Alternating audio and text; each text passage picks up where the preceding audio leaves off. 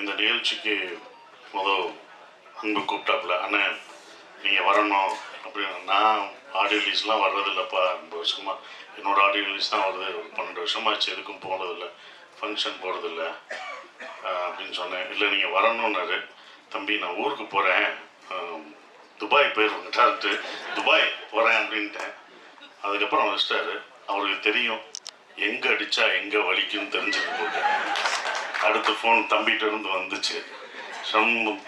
செம்ம பாண்டி அடித்தாப்புல. அடித்தோன்னே, தம்பி சார் வர்றேன், நாளைக்கு தானே சொல்லிட்டாப்புல, நாளைக்கு காலையில் நான் வருவேன். நான் வராமையா, கண்டிப்பாக வந்து உன்னை வாழ்த்தா வருவேன் அப்படின்னு சொன்னேன்.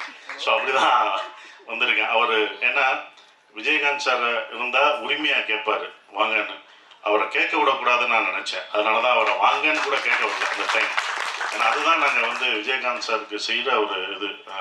ஏன்னா அவர் எங்கள் மண்ணின் மைந்தர், எல்லாருக்கும் இப்போ மண்ணின் மைந்தர். எங்கள் ஊர் மதுரை, ரைஸ் மில்லு, இதெல்லாம் எனக்கு நினைவுடுது. அவரை வச்சு படம் எடுக்கணும்னா நாங்கள் நினச்சோம், கதையெல்லாம் சொல்ல போனப்போ அப்போ அது நடைபெறலை. ஆனால் அவர் பையனை வச்சு எடுக்கணும்னு எனக்கு ஒன்று வந்தது. அது ரொம்ப சந்தோஷமாக இருந்தது.